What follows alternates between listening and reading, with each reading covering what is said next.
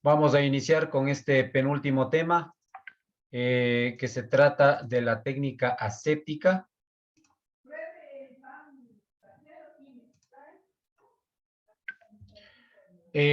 Antes de continuar con este tema, recuerdo que la última vez que estábamos conversando acerca del material descartable que se utiliza en cirugía laparoscópica, habíamos estado conversando de un punto controversial que se trataba de los trócares de Jasón. Y lo he consultado y efectivamente la compañera que hizo la pregunta tiene toda la razón. El trócar de Jasón en algunas ocasiones se lo utiliza como el trócar principal para insertar la cámara en cirugía laparoscópica abdominal general, llamémoslo así. Sin embargo, en mi experiencia, el trócar de Jasón, que ustedes lo ven a este lado derecho, es un trócar que es descartable. Sin embargo, también ha habido en trócar reesterilizable, un trócar metálico que también se lo utiliza con la misma finalidad. Sin embargo, en mi experiencia, como les vuelvo a repetir, el trócar de Jasón lo utilizamos nosotros como facilitador para crear un espacio virtual en el espacio preperitoneal para hacer cirugía de hernia laparoscópica. Entonces, sí, tiene toda la razón la compañera, justamente por eso la primera diapositiva fue para confirmar de que el trócar de Jasón también se lo puede utilizar como trócar principal de cámara, incluso nos permite una fijación entre la pared abdominal exterior y la pared abdominal interior, entre el peritoneo parietal. Es muy buena la aclaración y es muy bueno porque yo también acabo de aprender esta situación. Sin embargo, les debo confesar que el trócar de Jasón metálico no lo había conocido. Es la primera vez que lo analizo, que lo veo. He conversado con algunos cirujanos sobre su utilidad. Me han dicho que es muy bueno, pero que es muy poco su uso. Sin embargo, si en sus unidades lo utilizan, pues les felicito porque es un buen material, es un buen instrumento que, como les digo, permite la fijación a las paredes y no estamos jugando mucho con que el trócar que se sale y se sale cuando sacamos la lente para hacer la limpieza, ¿no? Entonces, aclarado esto, vamos a continuar con el tema que esta noche nos atañe, que es el tema de técnica aséptica. Primeramente, me gustaría que cada uno de ustedes vayamos conceptualizando lo que significa la palabra técnica y luego la palabra aséptica. Si usted y yo hiciéramos una suerte de encuesta entre todos ustedes, les preguntara qué entiende usted por técnica, la mayoría de ustedes va a coincidir conmigo en el sentido de que son detalles que son establecidos, preestablecidos, que han sido discutidos por personal que ya tiene mucha experiencia, que sabe mucho del tema y que han detallado pasos secuenciales para poder llegar a un fin o poder llegar a una meta. Dicho así, vamos a conceptualizar la técnica aséptica, como les dije primero, considerando que la técnica es un conjunto de normas, de reglas, de protocolos que ya han sido establecidos, que han sido estudiados, analizados y que tienen como objetivo un resultado, obtener un resultado o llegar a un objetivo en común que sea efectivo, que sea muy bien hecho. ¿Sí? Eso es una técnica. Y ahora la técnica la podemos utilizar en cualquier cosa, ¿no? Usted, por ejemplo, usted ve ahora técnicas para hacer pasteles, me invento. Para hacer pasteles usted no tiene una sola técnica, usted tiene un montón de técnicas. Sin embargo, cada persona que estableció mi pastel se hace de esta manera, estableció ciertas normas, ciertos pasos que no pueden pasar desapercibidos, porque si no, no llegaríamos a la meta que necesitamos, que queremos. ¿Sí? El pastel no nos va a salir de la manera correcta. Y cuando nosotros tenemos un determinado objetivo, necesitamos llegar a ese objetivo, pero cumpliendo a cabalidad las normas que ya fueron establecidas. Eso en conjunto es una técnica, de cualquier forma. Ahora, si vamos a analizar la palabra aséptica, usted va a entender que aséptica viene de dos términos, asin y séptico, que significa un espacio sucio, contaminado, que es peligroso. Pero si decimos que es a, es decir, sin, estamos diciendo que es un espacio o una superficie que está sin contaminación, sin riesgo biológico, sin riesgo bacteriano. Ahora juntemos las dos palabras, técnica, aséptica. Podríamos decir que son todas las reglas, todos los protocolos que ya han sido establecidos, predeterminados, preestudiados, preanalizados. ¿Para qué? Para obtener un estado de asepsia, es decir, un estado sin riesgo de contaminación. Este es el concepto más común que hemos encontrado en la bibliografía de técnica séptica, que son todos los procedimientos que están encaminados a mantener un estado de no contaminación, de cero infección, de cero riesgo de infección.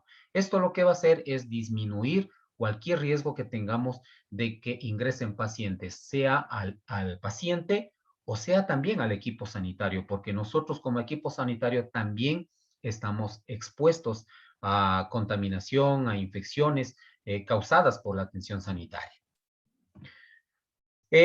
Si de igual manera, al conceptualizar ya esto y al mentalizarnos del concepto propio de lo que es una técnica séptica, y si decimos que son todos los procedimientos que encaminan a prevenir la contaminación en las superficies o en la piel del paciente, estamos hablando de un sinnúmero de actividades. Usted ya se podrá imaginar qué actividades nomás vamos a inmiscuirle dentro de una técnica séptica. Y este tema tiene mucho que ver con la parte de bioseguridad. Va muy anclada, muy de la mano. Por ejemplo, el tema, la técnica más importante para todo esto es el lavado de manos. Sigue siendo el lavado de manos.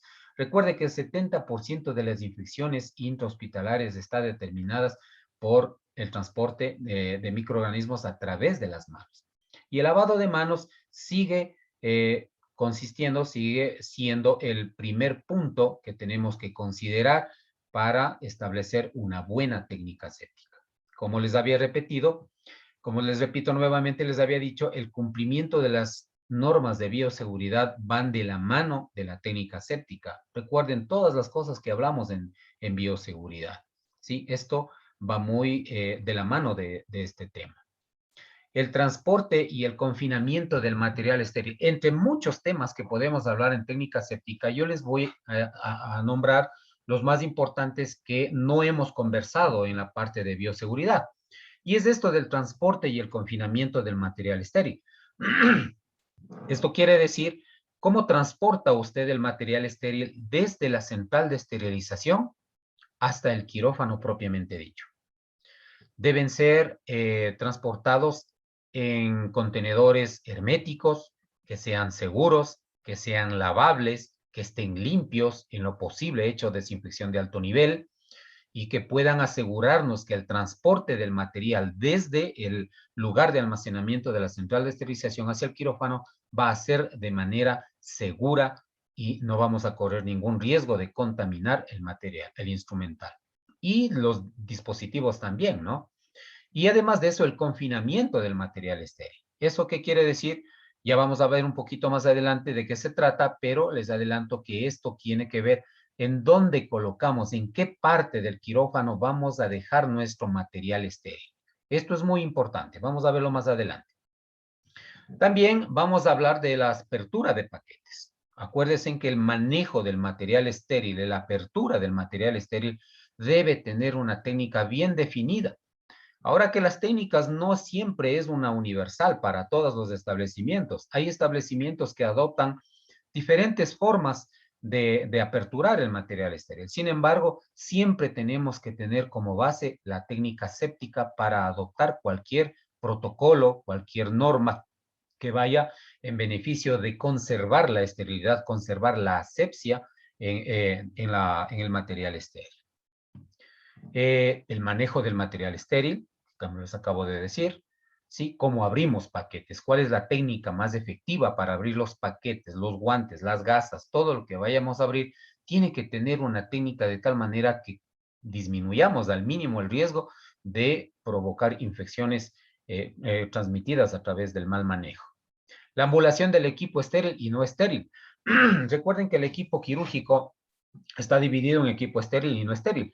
Y cada equipo tiene que estar aislado el uno del otro, ¿sí? Y los miembros de cada equipo deben y solo pueden tener contacto entre los mismos miembros del equipo, sea estéril o sea no estéril, ¿sí?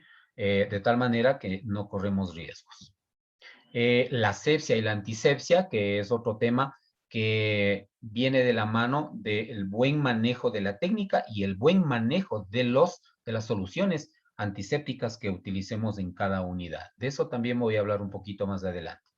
También la parte de la vestimenta, que vestimenta no solamente nuestra, no solamente al equipo médico, sino también al paciente, ¿sí? Debemos considerar que el área a cubrir con material estéril sobre el paciente tiene que ser en su totalidad, en lo posible en su totalidad, porque mientras más protegemos la herida, estamos asegurando cero infecciones, ¿sí? Bueno, ahora vamos a hablar de algunos de estos temas que les acabo de nombrar. Vamos a retomar un poquito la parte de lavado de manos quirúrgico. ¿Qué es el lavado de manos quirúrgico? Yo lo he conceptualizado de la siguiente manera. Es la remoción de la suciedad, de todo el material orgánico que nosotros tengamos en nuestras manos, en nuestros brazos, y con esto, lógicamente, vamos a reducir la flora bacteriana transitoria que nosotros manejamos en nuestra piel, ¿sí? Esto lo hacemos con la fricción de nuestras manos, ayudado de soluciones jabonosas o de soluciones antisépticas que el establecimiento donde usted labora haya adoptado o haya adquirido, ¿sí? Sin embargo, más adelante les voy a hablar, les voy a hacer ver un cuadrito incluso en donde vamos a comparar algunas soluciones antisépticas para que usted pueda recomendar o si es el caso, adoptar alguna de estas soluciones para que tenga un mejor efecto, un mejor resultado en la prevención de la infección de la herida quirúrgica. ¿Sí? Eh, por supuesto, el lavado de manos quirúrgico lo que hace es prevenir la infección del sitio quirúrgico. Esto es muy, muy importante. El correcto lavado de manos lo que va a hacer es proteger la infección, prevenir, perdón, la infección en el sitio quirúrgico. ¿Cuántos tipos de lavado quirúrgico tenemos? Ahora, cada vez con la tecnología, con el advenimiento de las nuevas soluciones, de las mejorías en las soluciones antisépticas, nosotros ya podemos considerar dos tipos de lavado quirúrgico. El lavado normal que hemos siempre mantenido, que es el lavado de manos con agua, con solución antiséptica o con jabón antibacterial, y el secado con papel toalla o con toalla de tela. Ese es el lavado normal que tenemos, ¿sí? Pero ahora ya tenemos el lavado en seco, que se lo conoce de esa manera, lavado en seco. Realmente no es tan seco, ¿no? Porque lo que estamos utilizando son soluciones, una mezcla de soluciones antisépticas en un grado, en una concentración específica que está debidamente patentada, lógicamente, y que esto viene a disminuir primeramente el consumo de material, por ejemplo, el agua, el jabón, ya no necesitamos toallas, ya no necesitamos papel para secarnos, en fin. Y es más, disminuye el tiempo que usted necesita para poder considerar sus manos libre de bacterias, de bacteria transitoria en la piel, ¿sí? Usted escogerá el tipo de lavado de acuerdo al recurso que usted maneja en cada unidad. Sin embargo, mi recomendación es que siempre el primer lavado de manos al empezar su día laboral debe ser hecho con agua y jabón. Sí, porque usted viene de la casa, a lo mejor toma un baño, a lo mejor no, pero de todas maneras sus manos hasta llegar al hospital o a la unidad donde usted trabaje ya vienen cargadas de material biológico, de flora bacteriana transitoria. Entonces, lo mejor es, mediante la fricción, eliminarlo ayudado con el jabón o solución antiséptica. ¿Sí? Y luego los lavados subsiguientes podría ser ya un lavado en seco. Un lavado en seco es con una solución, generalmente es la clorhexidina alcohólica al 1%.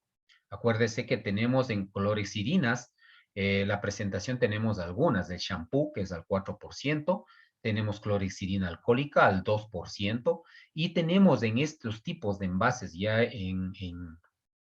En los frascos que vienen para los lavados quirúrgicos en seco, ya viene en una concentración del 1%. A esto se le ha sumado el alcohol y se le ha sumado sustancias emolientes para que tanto el alcohol como la clorexidina no se vuelvan tóxicas a la piel, sino que más bien favorezcan la hidratación, la humedad y mantener nuestras manos suaves, ¿no? Ese es el lavado en seco. El lavado en seco usualmente dura 1 minuto, máximo 1 minuto y medio, y usted ya podría considerarse que su piel está libre de flora bacteriana transitoria. Vamos eso a conversar un poquito más detalladamente más adelante viendo un cuadrito que les tengo preparados. Sigamos. Requisitos previos al lavado quirúrgico. Si hablamos de un lavado, cualquiera de los dos lavados, pero sobre todo si hablamos de lavado con agua y jabón. Este lavado tiene que cumplir algunos requisitos. Es decir, antes de que el instrumentista vaya a hacerse lavado quirúrgico, tiene que considerar algunos detalles. Primeramente, la comodidad y la seguridad de su uniforme, de su vestimenta, ¿sí? De la ropa que está usando. Tiene que asegurarse bien su gorra, su mascarilla. A mí me ha tocado muchas veces fijarme la mascarilla a la parte del tabique nasal con un poquito de cinta adhesiva o de esparadrapo o alguna situación que me pueda favorecer, porque cuando son cirugías largas, usualmente uno como que con el movimiento, la mascarilla tiende a aflojarse o a movilizarse, y eso nos produce un poco de malestar y un poco también favoreciendo a la transmisión de gérmenes, ¿sí? Entonces, este es un requisito previo. Asegúrese bien sus prendas de vestir y sus elementos de protección personal. De esto también vamos a hablar un poquito más detalladamente más adelante. También como requisito previo, yo siempre recomiendo que, sobre todo, bueno, yo he dado clases más a estudiantes, siempre les pido a los estudiantes que cuando nosotros vamos a hacer instrumentación quirúrgica, nosotros tenemos que entrar a formar parte del equipo quirúrgico.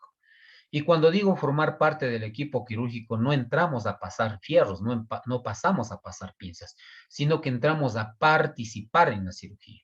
Y el participar en la cirugía requiere concentración, requiere sentido común, requiere iniciativa. Y para poder generar y actuar de esa manera, nosotros tenemos que tener nuestra cabeza concentrada en la cirugía. Por lo tanto, siempre yo recomiendo que si usted tiene problemas, todos tenemos problemas, ¿no? La vida de todos es un caos, pero tenemos que aprender a controlar los caos. Y el caos déjelo en el cancel, déjelo en la parte afuera del quirófano, de tal manera que usted entre al quirófano y ocúpese de lo que tiene que en realidad hacer, que es instrumentar, participar en el procedimiento quirúrgico. Esa es otra recomendación. También las necesidades biológicas deben ser satisfechas porque usted no sabe, usted tiene una hora de entrada a la cirugía, pero usted no sabe qué es lo que puede pasar durante el transoperatorio, de tal manera que la cirugía puede extenderse por horas, pues, y no está correcto que usted esté con molestias biológicas durante el procedimiento quirúrgico, ¿sí? Además de eso, también es importante la posición de las manos. Yo siempre recomiendo la posición más correcta es separar un poquito las piernas, no mucho, un poco nada más. Alce sus brazos y de tal manera que sus manos queden frente a sus ojos. Y ahí los va a sacar hacia adelante. ¿Hasta cuándo hacia adelante? Hasta que usted pueda ver con sus ojos totalmente abiertos los pliegues del codo, ¿sí? Cuando usted ve abiertos los pliegues del codo y sus manos están a la altura de los ojos, usted está cumpliendo con la altura correspondiente que debe mantener sus manos. Esa es la altura, la altura primordial, la altura lógica. Si usted baja los brazos de ahí, está pues favoreciendo a que usted se contamine. No se considera, los lugares más abajo de la cintura ya no se consideran limpios, ni sobre tampoco la cabeza. ¿Sí? Entonces, tenemos que aprender a manejar la posición, tanto cuando lavamos un brazo, cuando lavamos otro brazo, cuando escurrimos del exceso de agua en las fosas de lavado quirúrgico y cuando nos vamos hacia el quirófano hasta podernos vestir. Una vez que nos hemos puesto la bata, recién ahí podríamos bajar nuestros brazos a la altura de nuestro abdomen, que es hasta donde podemos bajar. Ya vamos a conversar de eso también más adelante. ¿Sí? También tenemos que considerar el tiempo adecuado de lavado según el lavado que usted haya escogido. Si es lavado con agua y jabón, el tiempo mínimo y dependerá también, lógicamente, de la solución antiséptica que usted vaya a utilizar. Sin embargo, el promedio de lavado quirúrgico va entre 3 minutos y 5 minutos. ¿Por qué no puede ser a menos de 3 minutos? ¿Por qué no puede ser 2 minutos 50?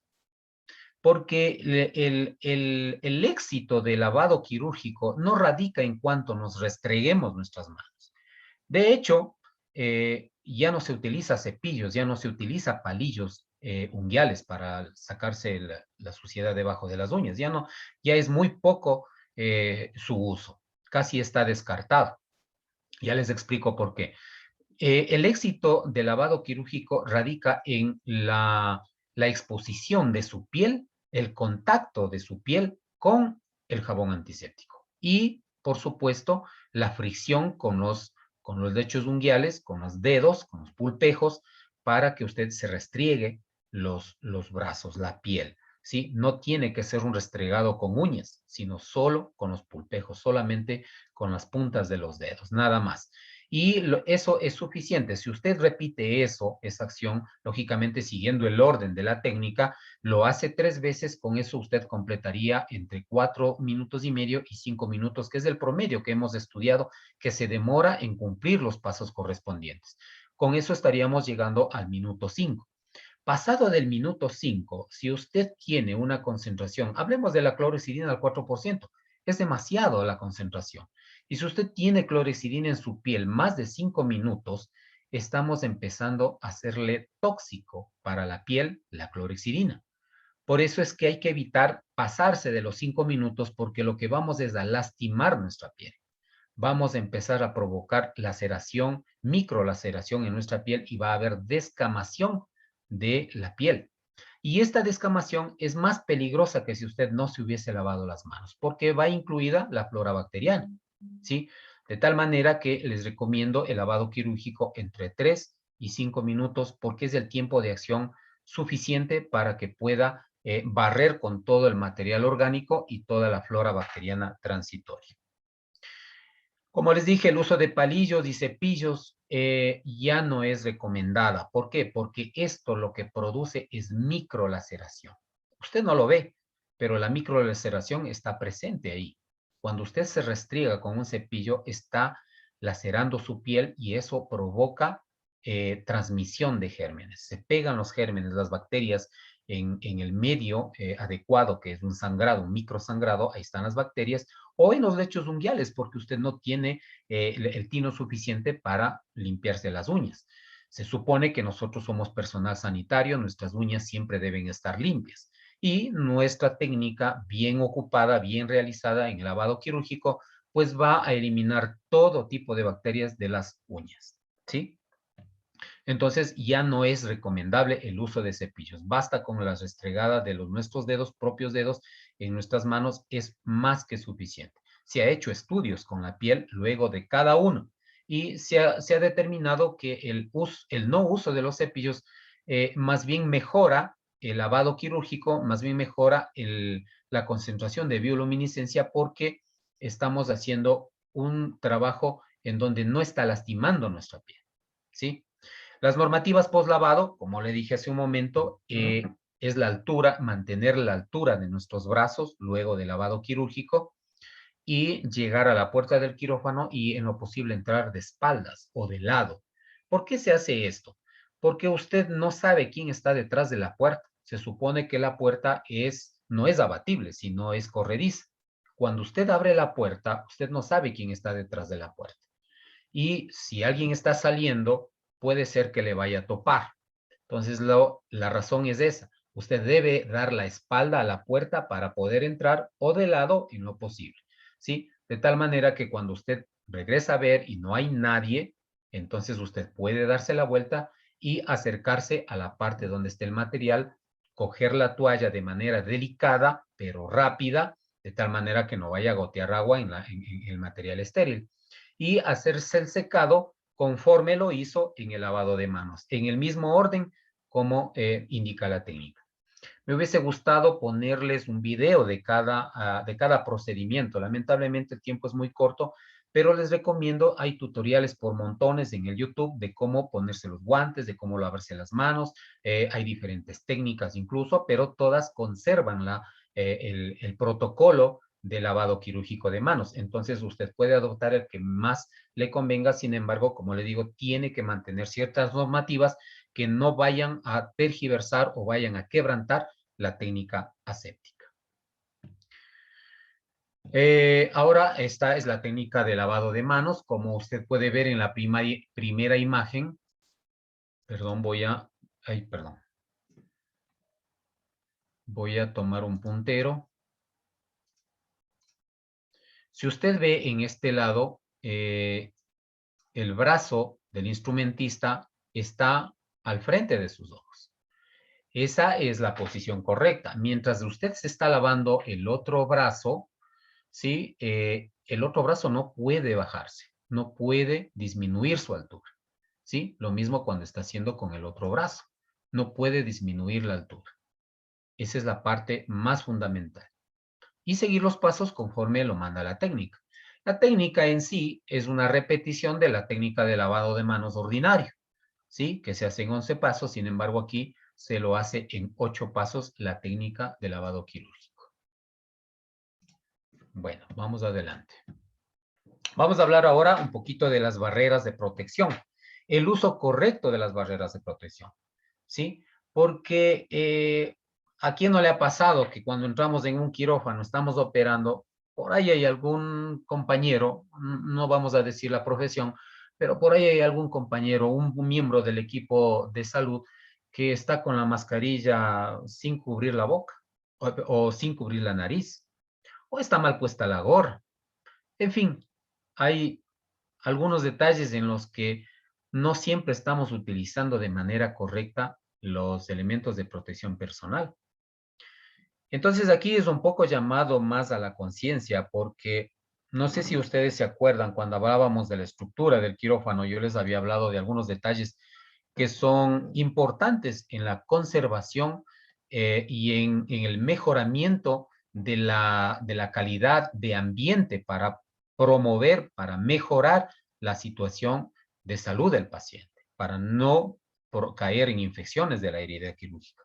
Y hablemos, por ejemplo, del flujo laminar, hablemos del recambio de aire en el quirófano, de la temperatura que se regula entre más baja, mucho mejor, de la forma de hacer limpieza y desinfección en un quirófano, y en fin, todos esos detalles que nosotros hacemos, las limpiezas de las mesas, la ropa que utilizamos para atender la mesa, la ropa estéril que se cubre al paciente. De todo eso, ¿de qué nos sirve si nosotros no estamos usando de manera correcta los elementos de protección personal? ¿Cuáles elementos? Los más importantes son los guantes. Siempre he pensado que la colocación de guantes en una cirugía no puede ser de técnica abierta, sobre todo el instrumentista, quien es el que empieza la colocación de su material estéril, de su bata y de sus guantes.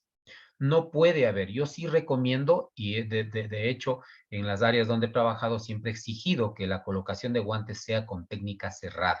Es la más segura, es la que sí me garantiza que no cometí ningún error, que hice las cosas de manera correcta y de que estoy protegiendo con mis acciones al paciente.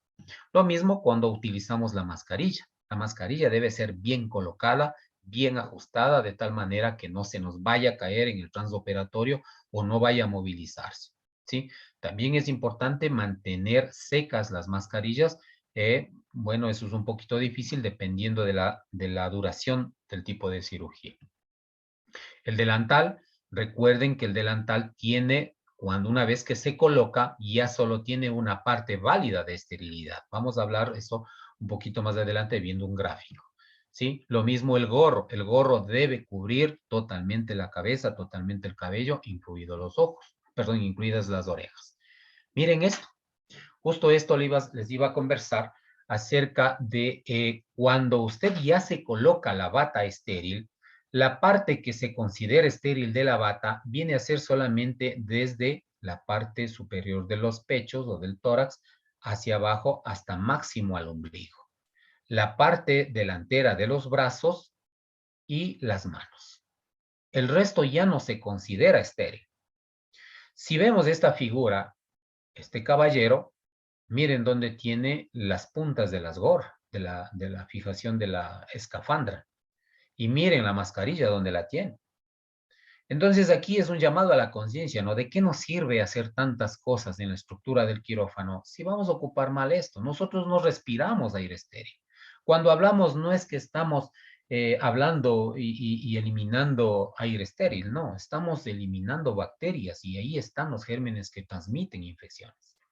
De tal manera que esto es inadmisible, esto no puede suceder en una cirugía, ¿sí? Porque estamos perjudicándole al paciente, estamos causándole un daño intencional, premeditado, porque usted sabe la normativa, usted sabe el reglamento, cómo debe usar las cosas, pero si usted se viste de esta manera, entonces usted está atentando contra la vida, contra la salud del paciente, y eso no es correcto.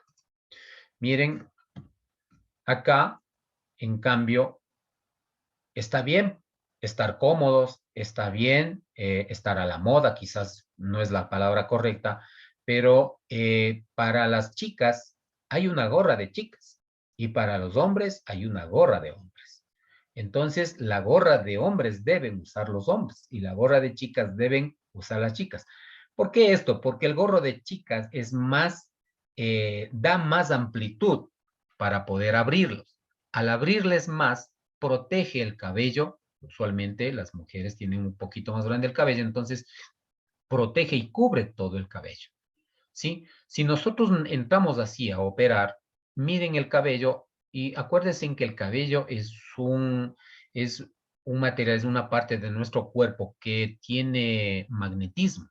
Esto atrae a los metales y los metales están afuera, están en la contaminación ambiental. Y los metales que se pegan a nuestro cabello no vienen solo metales, sino vienen con contaminación. Y esta contaminación es la que estamos regando en el ambiente quirúrgico. Entonces, por favor, a colocarse los materiales, los EPPs, como debe ser, sobre todo ya dentro de una cirugía. Esto es muy importante porque estamos protegiendo al paciente. No sé si se acuerda usted, yo le puse una diapositiva en las presentaciones anteriores en la que decía que el personal que no tiene el apego a proteger al paciente no debería pertenecer al equipo quirúrgico. Y eso es un decir, es un dicho que es muy bien fundamentado, porque nosotros al hacer estas cosas mal hechas, lo que estamos es haciendo un atentado contra nuestro paciente. No le estamos protegiendo.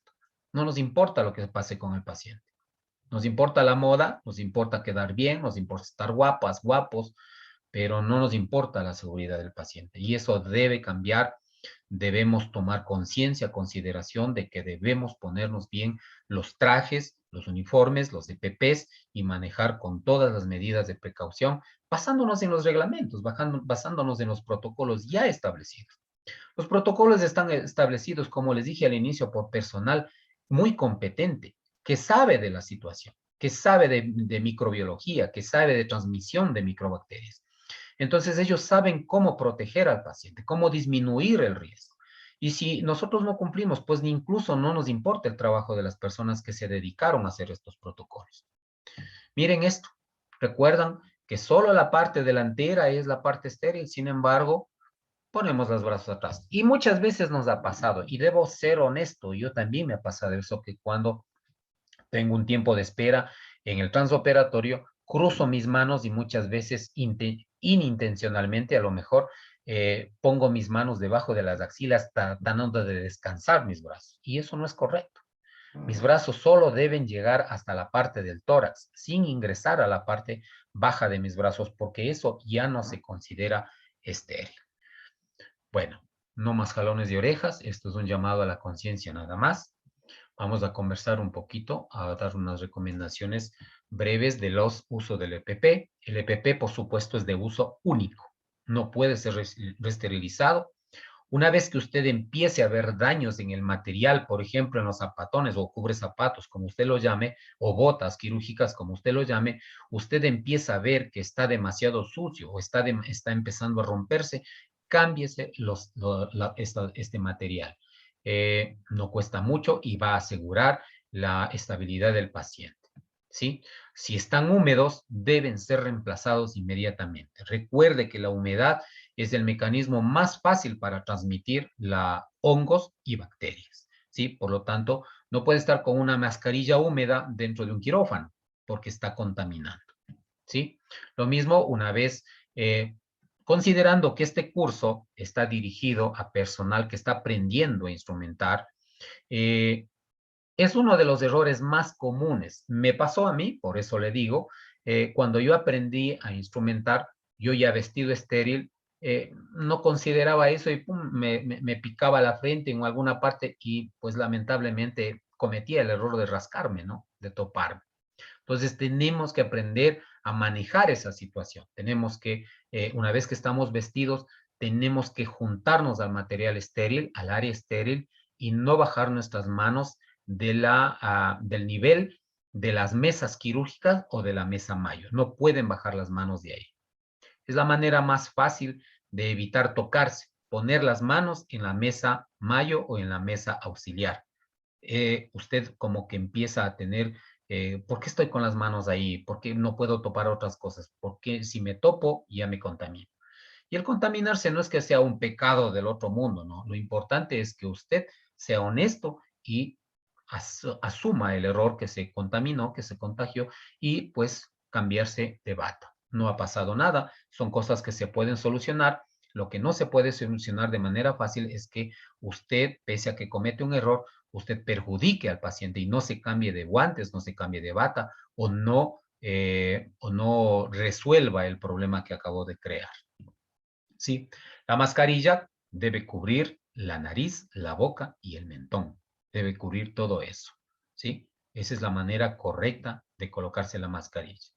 Y hablamos en una vez anterior por qué debe colocarse la parte azul de la mascarilla quirúrgica afuera y la blanca hacia adentro. Es por la formación que tiene dentro de la mascarilla.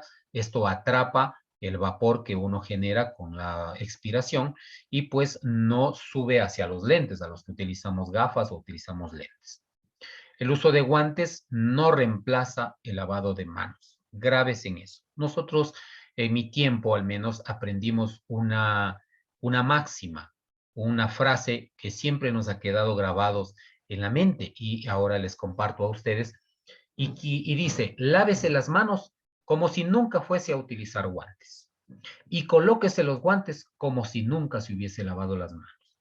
Y esto es muy bueno, porque usted cuando se lava las manos, usted tiene conciencia de que se va a lavar bien. Y cuando se pone los guantes, usted tiene conciencia de que no puede topar cualquier borde del guante, sino el correcto, nada más.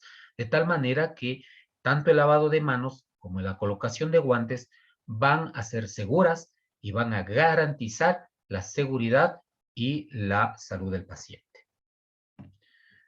El gorro, como les dije hace un momento, debe cubrir la cabeza, incluso las orejas, para evitar caída de cabellos o caída de componentes que haya en el cabello, como por ejemplo metales y bacterias y microorganismos.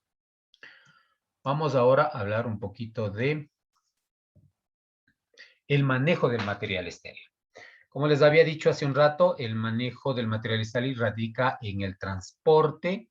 Primero, el transporte seguro desde la central de esterilización hacia el quirófano. Debe ser en contenedores herméticos. Si hablamos de contenedores, tenemos un sinnúmero de contenedores. Incluso hay algunos que son aprobados por el Ministerio de Salud Pública, aunque lamentablemente son grandes y pesados. Quizás por eso no se les ha dado mucha utilidad a esto, porque son pesados, pues lamentablemente, y eso daña la salud de la persona que maneja, que transporta el material estéril. Por eso es que usualmente o últimamente lo que se ha buscado son contenedores plásticos en los cuales quepan el material estéril que va a transportar para que llegue seguro hasta la sala de operaciones. Acuérdese que en algunos quirófanos el flujo de entrada de material estéril no debe ser compartido con la salida del material contaminado o el material sucio que fue utilizado en otros quirófanos. Debemos separar, debemos garantizar que el material estéril vaya por un lugar seguro, ¿sí? Que no se nos vaya a contaminar con el ambiente. Acuérdense que hablando de contenedores, los filos del contenedor ya no se consideran estériles una vez que usted los abre, que los destapa, ya no son considerados estériles. Debe tomar el instrumental con toda la delicadeza, con todo el tino, para que no el instrumental ni sus manos topen los filos del contenedor. Si sucede eso, pues asúmalo y cámbiese de guantes. No ha pasado nada, pero hay que corregir eso en ese momento. También confinar el material estéril dentro del quirófano. ¿A qué me refiero con esto? Usted tiene un quirófano y en el quirófano hay varios componentes, entre ellos la máquina de anestesia y la mesa de cirugía. Y desde la parte, desde la puerta, digamos, el personal ingresa recto hacia la mesa quirúrgica o hacia la máquina de anestesia, llámese anestesiólogo, ayudante de anestesia, el médico cirujano, los ayudantes, el circulante, están continuamente entrando y saliendo y moviéndose dentro del quirófano. Entonces usted no puede mantener el material estéril en cualquier lugar porque en algún momento, sin intención, alguien va a topar su instrumental, alguien va a topar las cajas estériles y eso no es correcto. Por eso tiene que usted ubicarse con el material estéril en un lugar en donde se confine el material, es decir, en un lugar aislado, en donde incluso no permita que el personal pase por detrás de los contenedores.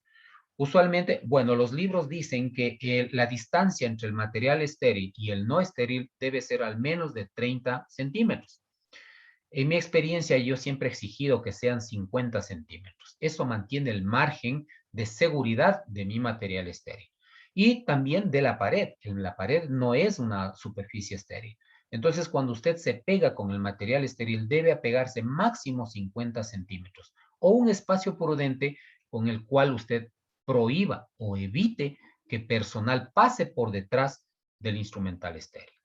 ¿Sí? Eso es confinar el material estéril dentro de un quirófano. Póngase en el lugar donde nadie va a pasar, donde usted se asegure de que nadie va a topar su instrumental.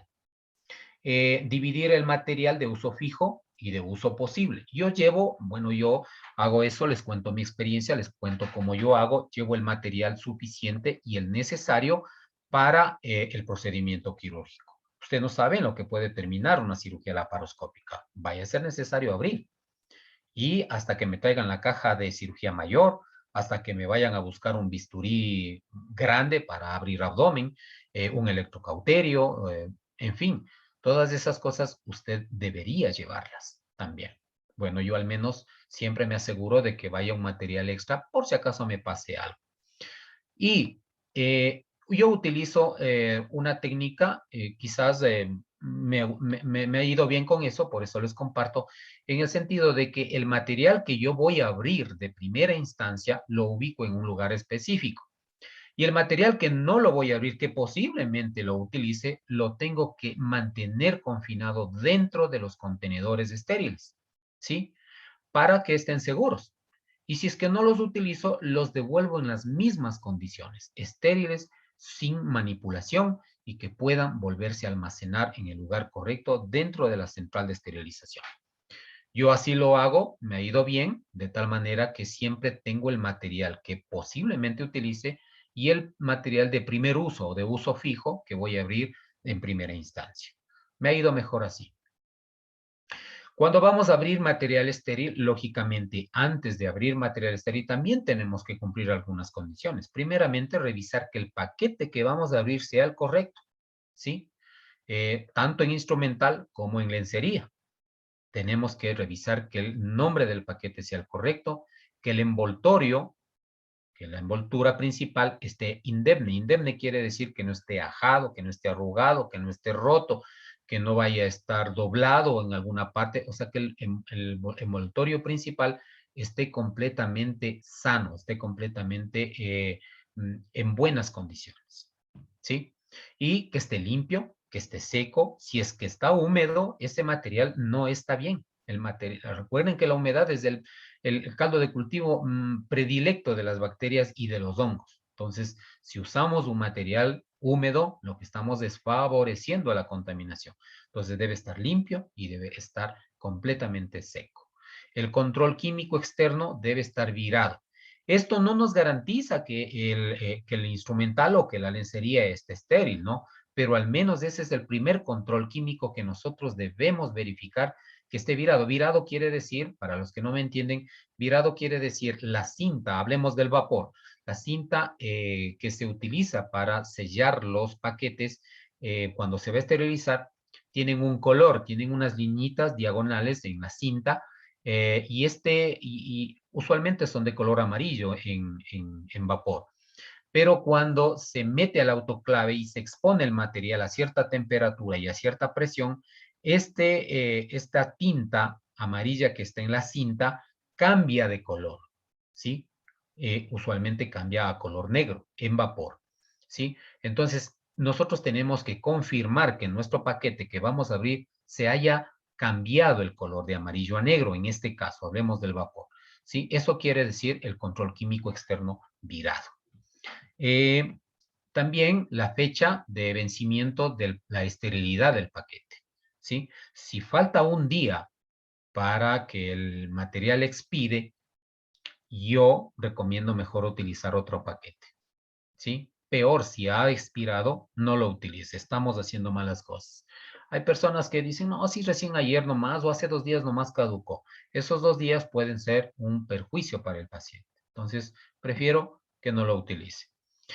Para aperturar equipos estériles, para aperturar los paquetes principales, también existen algunas técnicas, existen algunas formas. Les vuelvo a repetir, usted en el YouTube puede encontrar un sinnúmero de tutoriales en los cuales usted puede aprender paso a paso cómo abrir con algunas técnicas los paquetes estériles. Yo les voy a hacer ver ahora un video. Me pareció un poquito interesante, me pareció el más acertado, utilizando una pinza. Hay otros que se hace solamente con los brazos abiertos lo más posible, de tal manera que usted maneja solo los filos y con 2 dedos de sus manos y de tal manera que usted está garantizando el menor contacto con el material estéril. Pero son técnicas que cada unidad la va a adoptar de acuerdo a su posibilidad, pero sin embargo siempre tiene que considerar no tergiversar, no quebrantar la técnica estéril. ¿Sí? Eh,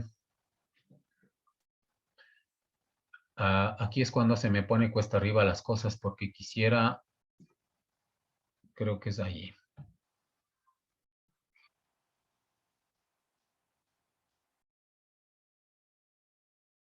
¿Sí escuchan?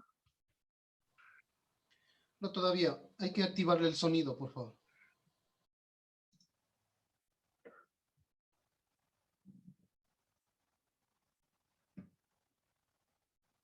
Hágale correr un poco el video para comprobar el audio. Creo que ya me fui.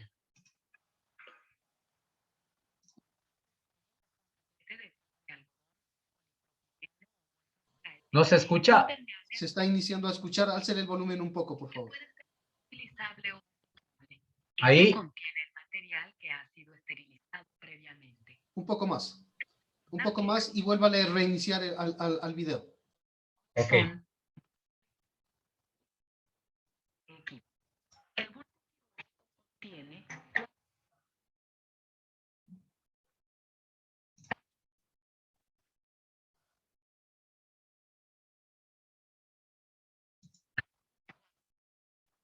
No sé.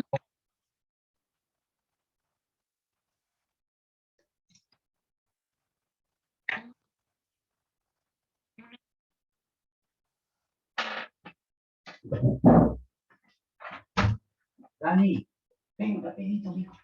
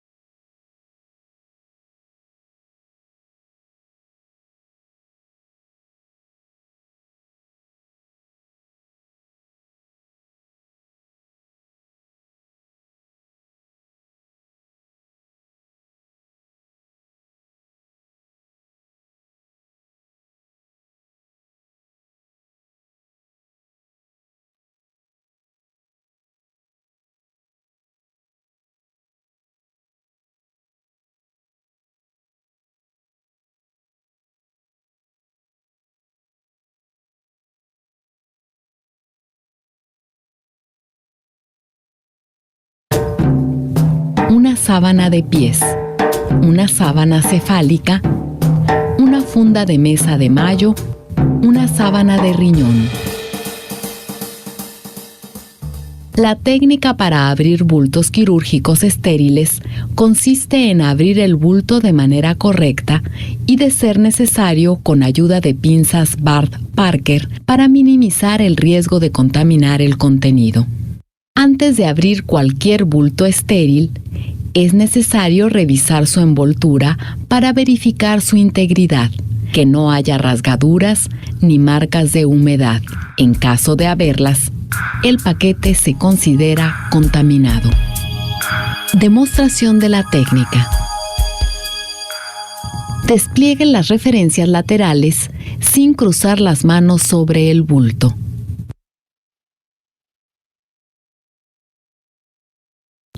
Sujete la referencia más visible y despliéguela en sentido opuesto a su cuerpo, de lo proximal a lo distal.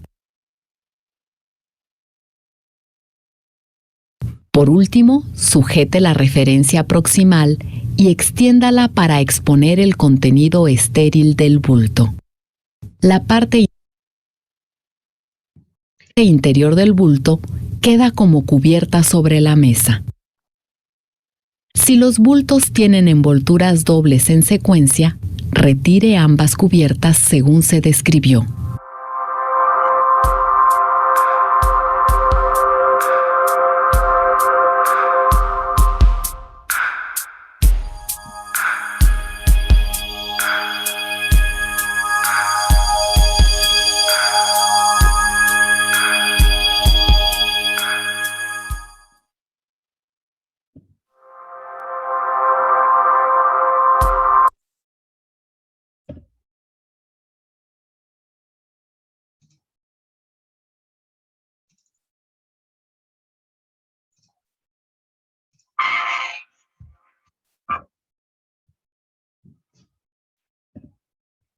¿Sí me escuchan? Sí, sí, le escuchamos. Mil disculpas, soy un poquito peleado con la tecnología, todavía no puedo manejar solo. Bueno, en el video un poquito lo que quería hacerles notar es la forma de aperturar los paquetes estériles con una pinza que se llama Parker. Lamentablemente el uso de estas pinzas ya ha empezado a dejarse de utilizar porque tendríamos que utilizar una pinza por cada cirugía. Acuérdense ustedes que la esterilidad del instrumental no es que dura demasiado tiempo, ¿no? Hablemos de unas 4 horas, el instrumental ya expuesto debería empezar a considerarse como ya limpio, más no estéril. Entonces, si la pinza Parker la utilizamos para 3, 4 procedimientos, pues estamos favoreciendo la contaminación también, porque, como les digo, deberíamos, si es que vamos a utilizar este tipo de pinzas, utilizar una pinza por cada procedimiento quirúrgico. Y a veces, pues, tenemos los recursos limitados. La mejor manera es abrirlo directamente con las manos, teniendo cuidado de cómo manejamos los campos operatorios, ¿sí? O el instrumental. Bueno, ahora vamos a hablar un poquito de la preparación de la piel, de lo que nosotros siempre hemos conocido como asepsia y antisepsia. Para hablar de este tema, nosotros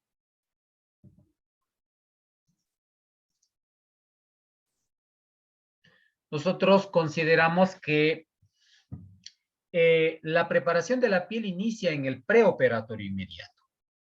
Si es una cirugía de emergencia, pues empezará en el área de emergencia, o si es una cirugía programada, pues iniciará en el área de hospitalización. ¿A qué me refiero con esto? Nosotros, dentro de la preparación del paciente antes de bajar al quirófano, uno de los detalles que nosotros manejamos es el baño del paciente y la preparación del campo operatorio. ¿Sí? Cuando hablamos de baño del paciente, en lo posible tenemos que utilizar un jabón antibacterial o en lo posible soluciones jabonosas de clorhexidina. ¿Por qué la clorhexidina? Porque siempre he estado hablando de la clorhexidina, no es porque estoy a favor de ello, ¿no? Sino que ha demostrado que da buenos resultados y es más seguro para la piel. El jabón de clorhexidina tiene una duración de al menos entre 4 y 6 horas, que nos va a producir un menor riesgo de exposición de bacterias cuando estemos en el transoperatorio. Por eso es importante que el baño del paciente sea con una solución antiséptica o al menos un jabón antibacterial de buena calidad, ¿no? Una vez que está el paciente ya en el quirófano, pues vamos a hacer los procedimientos correspondientes, que son la antisepsia, que es el lavado, sí, con una solución jabonosa, y la asepsia, que es en algunas partes lo llamamos preparación, o la pintada con una solución antiséptica, sea una solución de povidona o una solución alcohólica, depende de lo que usted maneje en su unidad, ¿sí? Esto lo que va a hacer es disminuir la carga bacteriana al mínimo. Esto nos va a favorecer en la no transmisión de microorganismos y en la no infección del sitio quirúrgico, ¿sí? También tenemos que seguir los protocolos de acuerdo a la institución. En algunas instituciones con un poquito más de presupuesto están utilizando en la actualidad la clorhexidina alcohólica al 2%. En la parte del documento de este tema les he dejado una dirección y usted puede ingresarse incluso al Google académico, en donde usted puede poner clorhexidina versus iodopovidona, y va a encontrar múltiples estudios que se han realizado. Se ha hecho comparaciones entre la efectividad de la clorhexidina alcohólica con la iodopovidona al 10%. Y se ha encontrado que la una y la otra son muy buenas. Sin embargo, la clorhexidina alcohólica tiene un poquito mejor de ventajas por cuanto no produce reacciones adversas en la piel. Y estas reacciones adversas vienen dadas por cuando usted aplica tintura de yodo o alguna solución yodada en la piel, esta tintura viene a secarse con el tiempo, ¿sí? Y esta resequedad que produce la iodopovidona produce comezón, y muchas veces la iodopovidona está pegada cerca de la herida quirúrgica y los pacientes tienden a toparse la herida por el hecho de que les da comezón, se rascan y empiezan a contaminarse las heridas quirúrgicas. Ese problema no da la clorhexidina alcohólica, o sí lo da, pero lo da en muy poco, de tal manera que es mucho más segura. Y hablando de acción antibacterial, pues la clorhexidina, como les digo, tiene más acción, más persistencia de la acción durante más tiempo que la iodopovidona. Vamos a ver esto en la siguiente diapositiva porque les voy a presentar un cuadrito. ¿Sí? Las soluciones antisépticas deben cumplir condiciones mínimas para su uso. Lamentablemente ahí tengo que darles una mala noticia porque no existe ni el antiséptico ideal ni el desinfectante ideal. No existen.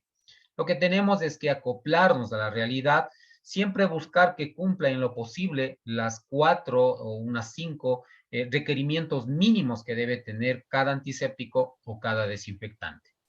¿Sí? Gonzalito, disculpe que le interrumpa. Está paralizada su presentación en el video. Por favor, retírele la presentación del video y para que le vuelva a presentar el PowerPoint. Me salgo de la presentación y le vuelvo a... Sí, por favor, sálgase de la presentación y vuelva a ingresar desde PowerPoint. En la última lámina que estaba.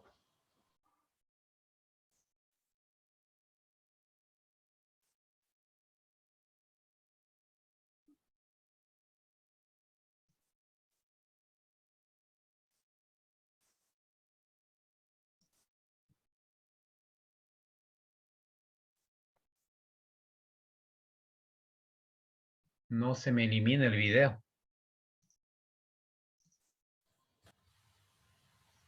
Ok, ya estamos en la presentación. Ahí se ve, Doc. Sí, ya estamos en la presentación. Ya. Sí se ve preparación de la piel, ¿no? Preparación de la piel se ve.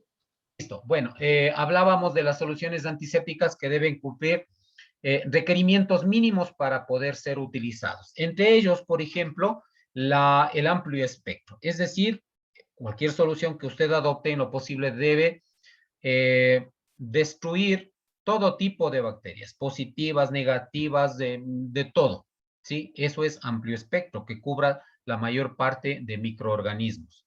También tiene que tener rapidez de acción, es decir, lo aplico y enseguida actúa el antiséptico o el desinfectante. Hablamos de antisépticos en este momento, ¿sí?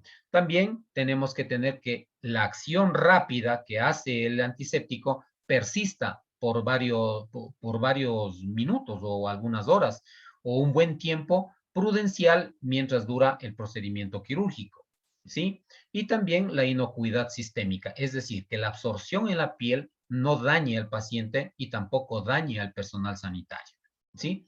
Que sea amigable con el instrumental, que sea fácilmente removible a la presencia de agua y detergente enzimático, ¿sí? Porque si no, se pega en el instrumental, esto se hace como un microfilm dentro del instrumento, en la pared del instrumental, y algunos se hacen difíciles de retirar, que ha sido necesario utilizar una lavadora ultrasónica para poder desprender estos residuos de antisépticos. Entonces, debe ser amigable con el instrumental. Y por supuesto, los factores estéticos como color, olor, la consistencia de la solución, que sea manejable, que sea fluible, que pueda ser fácilmente manejado por el médico o por el personal sanitario. ¿Sí? Les hablaba de este cuadrito, en el cual vamos a analizar rápidamente. Este cuadro se queda en la presentación, usted lo puede analizar luego con más detenimiento, pero aquí estamos comparando la clorhexidina con el alcohol, la povidona yodada, una tintura de yodo y un triclosan, que es un jabón de segundo nivel de desinfección o de antisepsia. Y vamos a analizar un poquito en la concentración, el espectro, la acción y la persistencia. Si usted compara la clorhexidina, puede estar concentrado entre 2 y 4%, el alcohol tiene entre 70 y 90%. 70% es un alcohol que sirve como antiséptico, pero si la concentración del alcohol supera el 90%, ya se puede decir que es un desinfectante, ¿sí? Puede ser utilizado para superficies inanimadas, ¿sí? La povidona yodada tenemos en el mercado como 7.5, que es una solución jabonosa, y 10%, que es ya una concentración yodada, específicamente, para hacer antisepsia de la piel. La tintura de yodo, que es de menor concentración, y el triclosan mucho menos todavía. El espectro de acción. Si usted ve, todos tienen amplio espectro, es decir, cubren la mayor parte de microorganismos. Por eso se habla que este antiséptico podría clasificarse como segundo nivel de antisepsia, es decir, mata todo tipo de bacterias, todo tipo de hongos, todo tipo de virus, excepto la bacteria de la tuberculosis. Sí, no obstante, el triclosan tiene un poquito bajo su espectro. Por eso el triclosan se utiliza más bien como un jabón antibacterial de baño regular nada más. Si hablamos de la acción, esto es muy importante. Miren, la acción es intermedia y el alcohol es rápido. Lo bueno del alcohol es que destruye todo tipo de bacterias enseguida, en segundos. Lamentablemente, cuando hablamos de persistencia, miren, el alcohol no posee persistencia. Por eso es que el alcohol es bien usado, pero no se lo debe usar mucho porque pierde su persistencia, su acción se pierde en segundos. A los 2 minutos usted ya no tiene residuos de alcohol sobre la piel y por lo tanto se desprotege a la piel.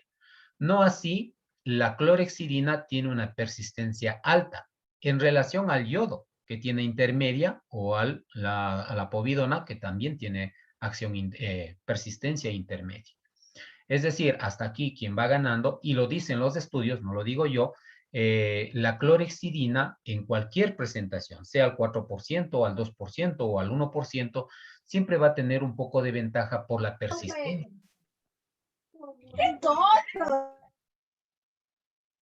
Sí, por la persistencia que tiene la clorhexidina, es un poquito más manejable, más llevable, es una mejor decisión al rato de hacer asepsia y antisepsia, el baño del paciente, como la preparación de la piel ya dentro del quirófano. Le pido de favor que cuando usted acabe la presentación, pueda analizarla de manera más detenida, como le dije al inicio, para que usted pueda sugerir o adoptar en sus unidades de donde usted labora un producto que mejore las condiciones de protección a la piel del paciente. Sí, miren, de la misma manera, las instituciones adoptan la forma de hacer la asepsia y la antisepsia en un quirófano de acuerdo a sus protocolos que los han preestablecido. Sin embargo, yo le presento unas diapositivas en las cuales nosotros hicimos alguna vez esta demostración de cómo hacerlo. En algunas partes incluso ponen en los lados laterales del paciente, tanto aquí como al otro lado, ponen un campo o unas compresas. Estas compresas, por supuesto, deben estar sin la tira radioopaca, ¿sí? Para que puedan ser fácilmente descartables y no se confunda con el material de contaje que es propio de la cirugía. En lo posible, no utilizar compresas, sino utilizar campos que puedan ser lavados nuevamente y ser reutilizados. La técnica inicial, estamos hablando de un curso de laparoscopía, por lo tanto, usualmente el trocar principal va al ombligo. En el ombligo nosotros empezamos con la solución jabonosa, en este caso jabonosa de iodopovidona, y hacemos un lavado muy efusivo, muy persistente en el ombligo. Usted no sabe lo que hemos encontrado en los ombligos. Hemos encontrado piedras, hemos encontrado tierra, hemos encontrado uñas, ¿sí? Entonces los ombligos realmente, algunos ombligos sí dan que pensar. Entonces la efusividad, la persistencia del lavado, la intensidad con la que vamos a lavar el ombligo debe ser muy eficiente. Vamos a lavar algunas veces el ombligo con esta solución y luego vamos a salir en forma redonda, haciendo círculos en el abdomen hacia afuera, sin regresar.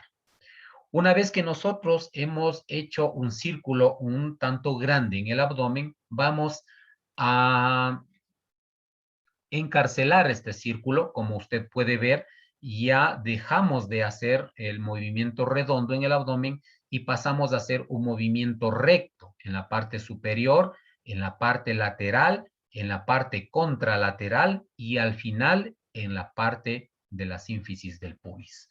¿Sí? Porque consideramos que la sínfisis del pubis es la parte más contaminada, hablando del abdomen, por supuesto. ¿Sí? De la misma manera, esto se hace por lo menos 3 veces, cambiando de gasa y volviendo a hacer los mismos movimientos por donde estábamos, sin regresar. ¿Sí? Eso es lo importante. Una vez que se ha acabado de hacer el lavado, vamos a hacer el secado. Con una compresa o con un campo o con lo que usted haga en la unidad, vamos a colocar el campo encima del abdomen del paciente. Esto no tiene que ser restregado como lo hemos visto, sino solamente colocado y esperar que se seque tras la absorción. Para eso nos apoyamos con las manos sobre el campo y que presione hacia el abdomen y la misma tela vaya absorbiendo el exceso de solución jabonosa que tenemos en la piel.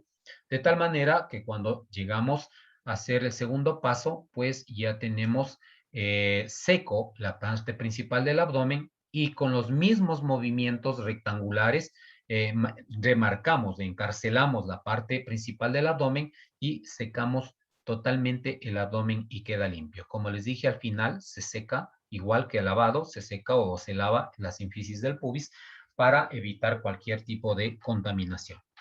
Ese es el lavado más frecuente que se ha hecho. Ahora, ¿quién hace este lavado? ¿Hace el médico residente? ¿Hace el médico tratante? ¿Hace la enfermera circulante? Pues dependerá de la unidad. Sin embargo, usted tiene que conocer cómo se hace el lavado o la asepsia del paciente en el quirófano, ¿sí? Y para eso utilizará la solución que, como le acabé de indicar, usted podrá decidir qué tipo de solución antiséptica va a utilizar en su unidad. Ahora vamos a hablar un poquito de la colocación de los campos quirúrgicos.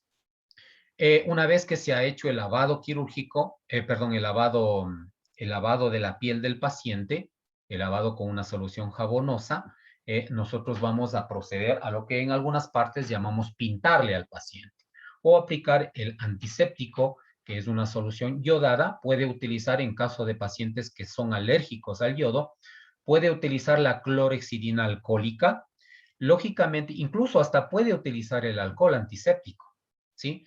Pero lógicamente, cuando usted utilice estos productos a base de alcohol, tiene que considerar que cuando va a iniciar la cirugía, lo primero que tiene que hacer es limpiar el abdomen con una compresa o una gasa lo suficientemente humedecida con agua o con solución salina para retirar el alcohol, porque ha sucedido que como el alcohol es inflamable, lo primero que utilizamos desde el electrocauterio, pues produce chispa y produce quemadura de la piel por el residuo de alcohol que queda en la piel. Entonces, si usted va a utilizar alcohol, que lo bien lo puede utilizar en caso de pacientes alérgicos al yodo, lo primero que considere es, por favor, retire el excedente de alcohol antes de iniciar el uso del electrocauterio, ¿sí? En este caso estamos poniendo solución yodada como antiséptico. Miren, en esta parte de la mesa quirúrgica es recomendable poner los campos que les había dicho al inicio, que en algunas instituciones sí lo usan. En este caso no lo utilizan, pero ¿cuál es el problema? ¿Cuál es el resultado de no utilizar estos campos? Las soluciones antisépticas se riegan sobre las sábanas. Primeramente, la lencería blanca es muy difícil lavarla con estos residuos de químicos, sobre todo que son con colorantes fuertes. Se utiliza más químicos para sacar esas manchas y, por supuesto, la lencería se daña más rápido, por un lado. Por otro lado, la humedad, acuérdese que favorece la proliferación bacteriana. Y por otro lado, estamos dañando el material del cual están hechos las colchonetas que están en las mesas quirúrgicas. Entonces, hay suficientes motivos como para utilizar un campo previamente aquí, que son utilizados, que son colocados al inicio del lavado y son retirados cuando una vez que se ha terminado la pintada o la antisepsia como se la conoce normalmente. Luego de esto vamos a colocar los campos quirúrgicos. Si hablamos de laparoscopía, nosotros vamos a colocar primeramente un campo distal que cubre desde la parte baja del ombligo o encima de la sínfisis del pubis hacia los pies y cubre totalmente la mesa quirúrgica, tanto de abajo como de las partes laterales. De la misma manera, este se llama campo distal, lo conocemos como campo distal. También vamos a colocar un campo proximal que va hacia la cabeza del paciente. Se llama también campo de anestesia, en algunas partes lo conocen así. Y va a ir desde la parte de arriba del ápex del tórax hacia arriba, ¿sí? En algunas partes, como en este gráfico, utilizan un puente, un brazo aquí para que pueda el médico anestesiólogo vigilar la coloración de la piel en las facies del paciente, o si es que está, vigilar la colocación del tubo, el funcionamiento del tubo, y para todo eso. Utilizan ese arco para que puedan manipular bien la parte anestésica. Luego de eso, vamos a colocar campos laterales. En algunas ocasiones colocan 4 campos laterales.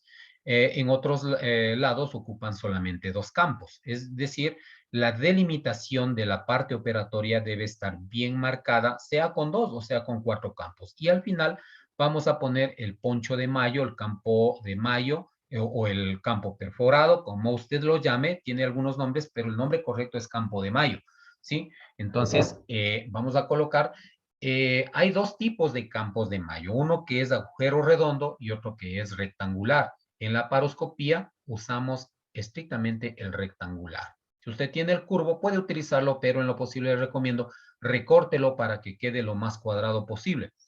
¿Por qué le digo esto? Porque cuando tengamos una complicación y tengamos que abrir, el campo redondo no es suficiente, no le da la suficiente amplitud como para manipular las estructuras anatómicas en cirugía abierta. Por lo tanto, debe ser siempre un campo cuadrado por cualquier eventualidad, ¿sí?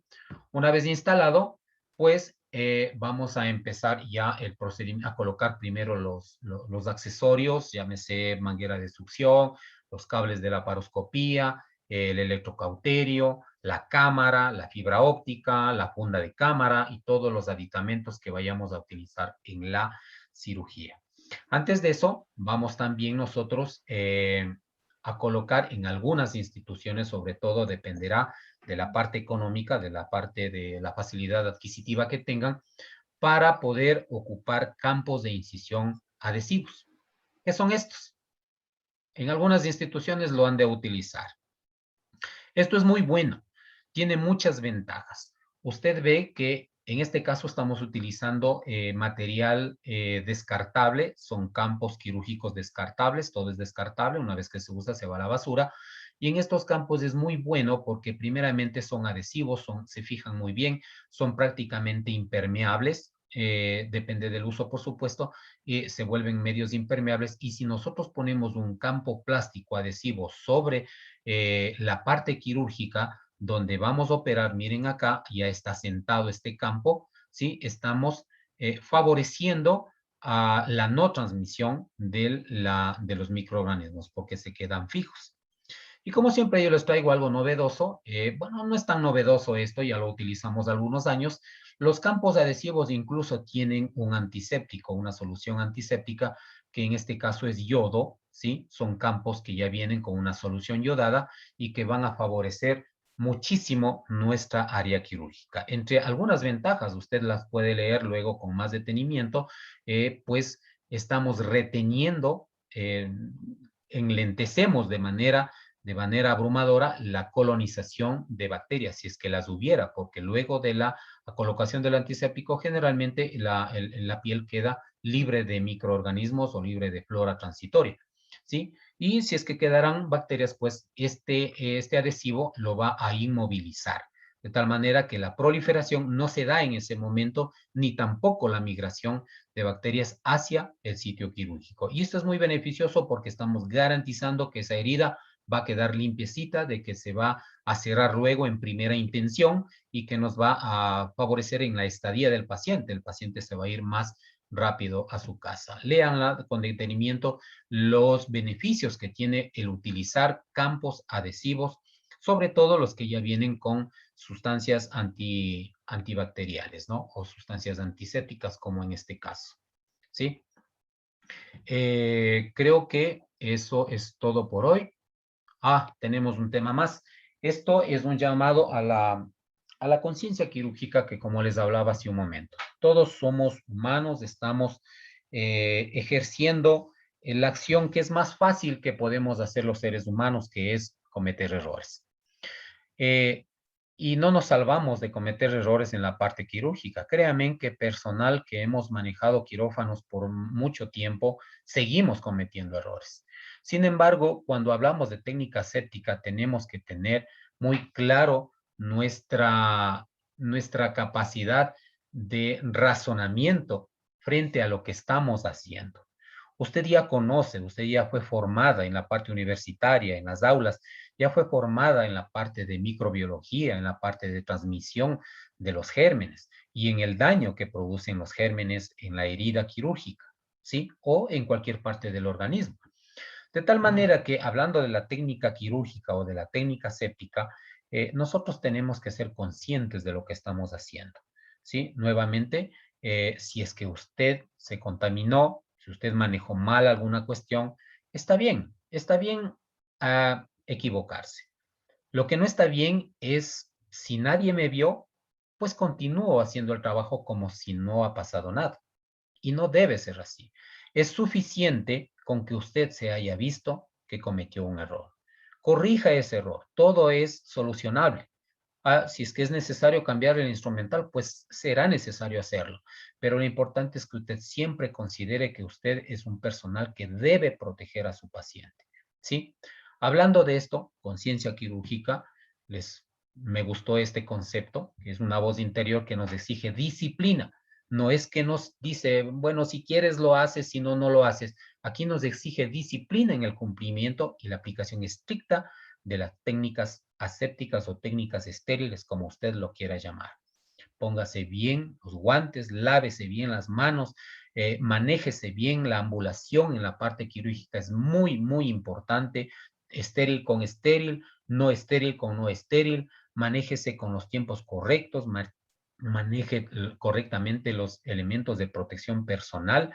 El instrumentista, ya vamos a hablar en el siguiente tema, que es el punto medular del curso, de la parte de la gobernancia de la técnica estéril. ¿Quién lo gobierna? ¿Quién lo comanda? Todos lo cumplimos, pero debe haber alguien a la cabeza quien comande la técnica estéril. Y eso lo vamos a ver en la siguiente clase. Una preguntita que quisiera hacerles a todos es que su práctica es consistente con la responsabilidad profesional y ética. Es decir, usted está haciendo bien las cosas. Eso solo se va a responder usted. Eso va a quedar entre usted y usted. Nadie más. Simplemente es para hacerle reflexionar de que cuando nosotros cumplimos las cosas a cabalidad, estamos haciendo un trabajo eficiente y eficaz. Usted en la noche va a descansar con la conciencia tranquila de que hizo las cosas bien en beneficio de una persona que usted ni la conoce. Sin embargo, nosotros en esta vida, al menos creo yo, que estamos para darnos la mano los unos a los otros. Esto es todo por hoy. Esta historia continuará con el último tema el día viernes. Los espero. Es el tema de instrumentación quirúrgica. Vamos a conversar un tema muy importante, muy interesante, y ahí vamos a dilucidar algunas dudas también. Les agradezco mucho su participación y espero sus preguntas. Muchas gracias. Aquí va la primera pregunta. En la parte pública no se usan los cepillos, pero en la parte privada sí aún usan los cepillos descartables impregnados con solución, por ejemplo, yodo. ¿Se recomienda su uso?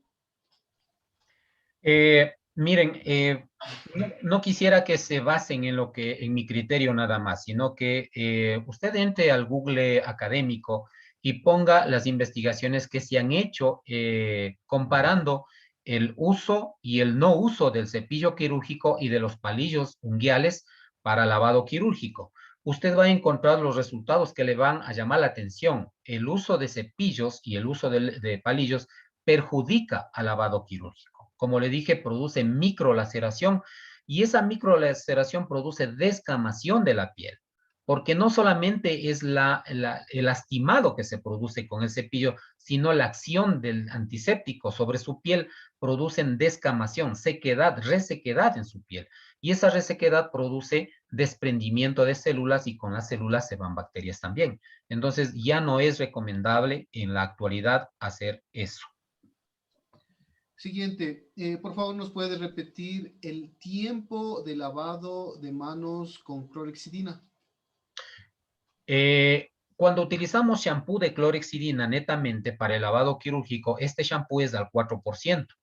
Este shampoo, al hablar de concentración 4%, es una concentración bastante alta, bastante tóxica para nuestra piel si prolongamos el tiempo de lavado. Por eso el lavado con clorhexidina no debe superar los 5 minutos.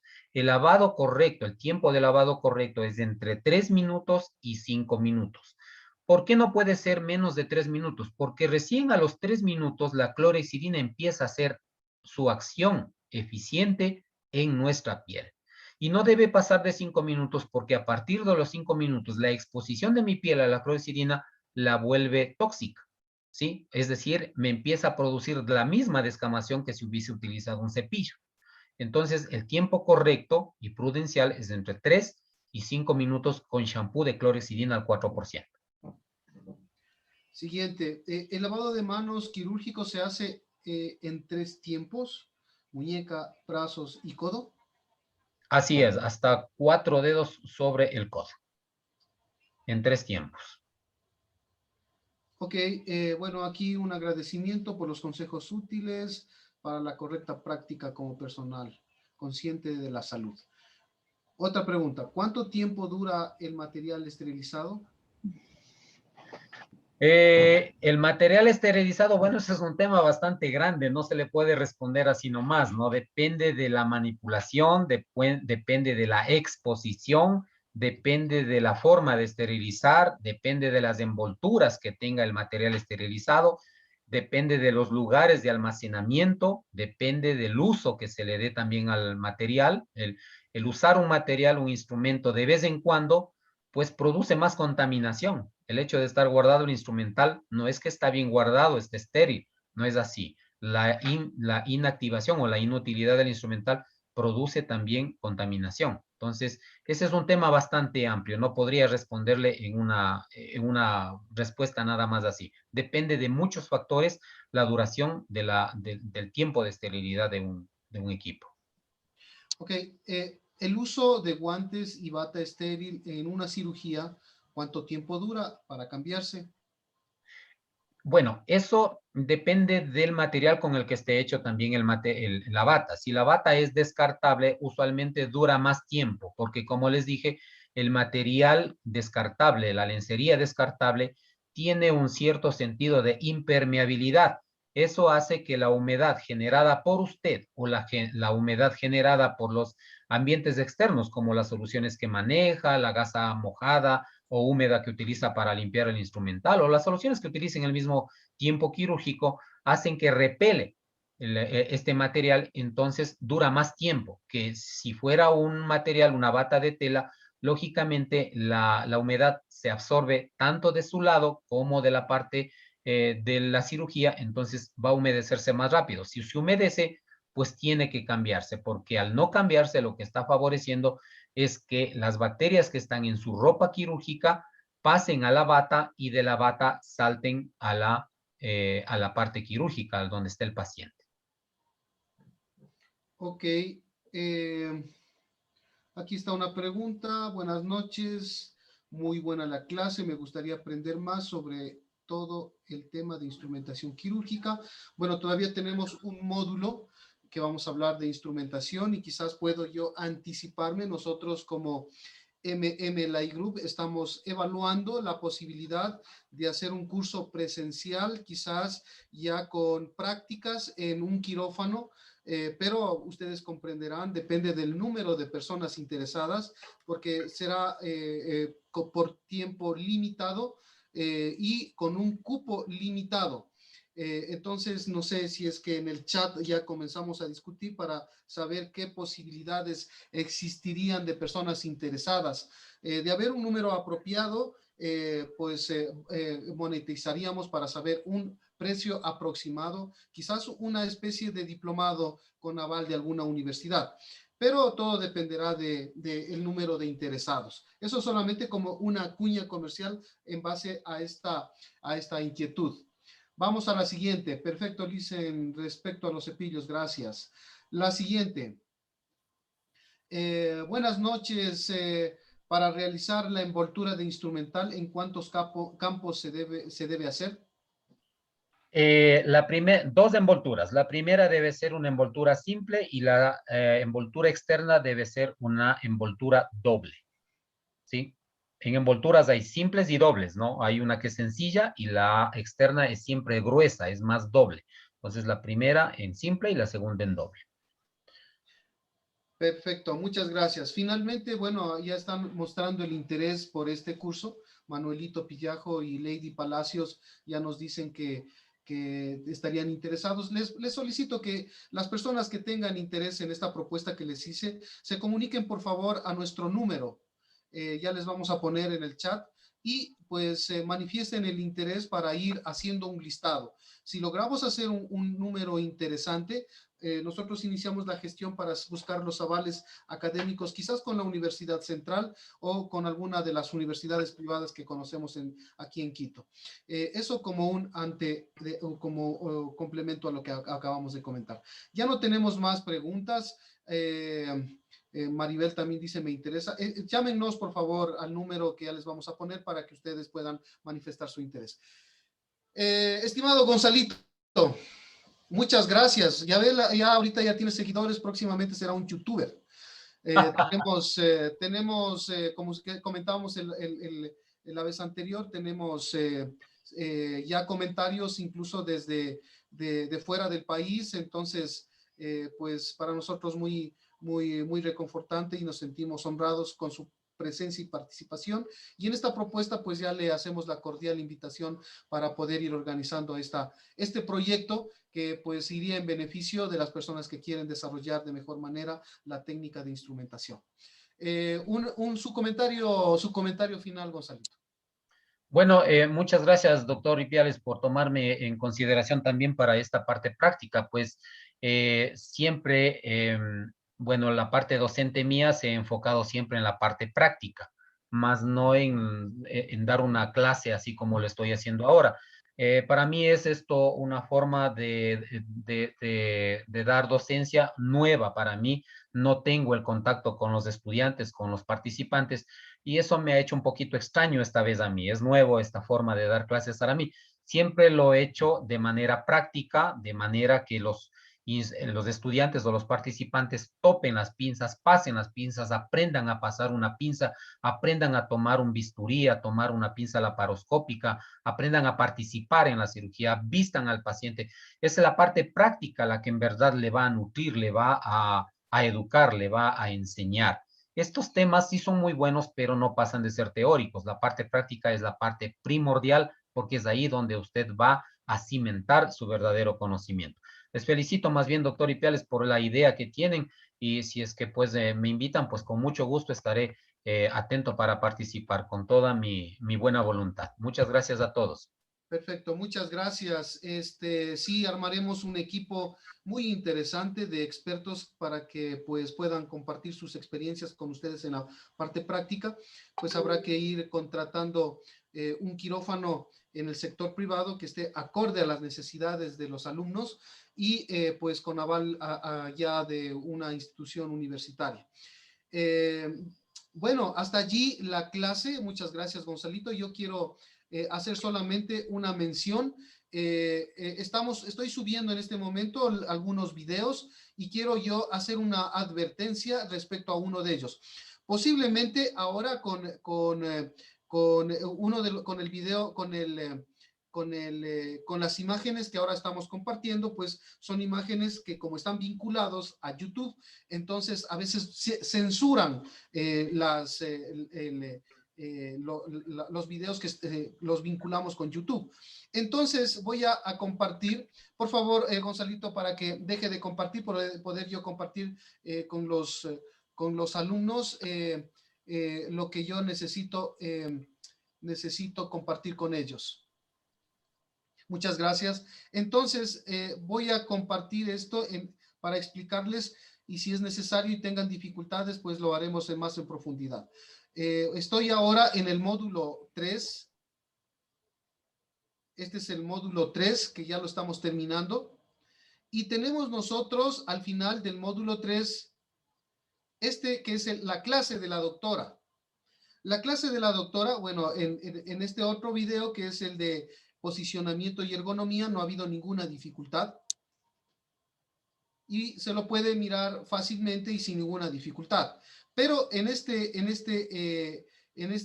que es abordajes y triangulación, YouTube lo ha censurado.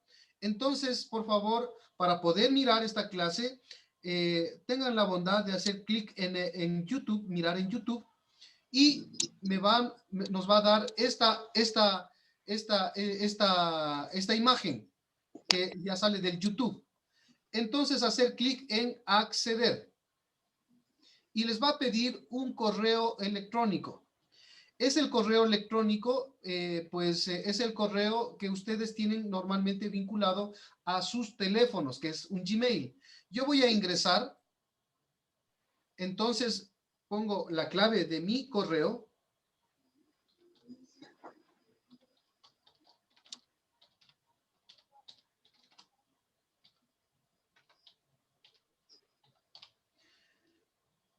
Y ya puedo ingresar a la clase. Es para que es para pues que el acceso sea a personas con criterio y sobre todo mayores de edad. Es un video que tiene algunas imágenes que son, y posiblemente la clase de Gonzalito también va a ser censurada. Y claro, como estamos viendo órganos, tenemos la parte interior del abdomen, etcétera. Entonces, por eso YouTube lo ha censurado. Pero les estoy explicando cómo poder acceder a este video. De todas maneras, cuando ya si tienen alguna dificultad, sin problema, nos reunimos y les doy la indicación específica para que puedan hacerlo. Esto solamente como una indicación general. Muchas gracias, Gonzalito, compañeras, compañeros, un gusto poder trabajar con ustedes. Hoy tuvimos una dificultad técnica, pues nos disculpamos nuevamente. pues se nos escapó de nuestras manos, pero el día, de aquí tenemos el día viernes, Gonzalito, ¿no? Sí, el día viernes en la noche. Nos vemos el día viernes. Que tengan una buena noche. Gracias a todos. Gracias, una buena noche. Muchas gracias a todos, muchas gracias.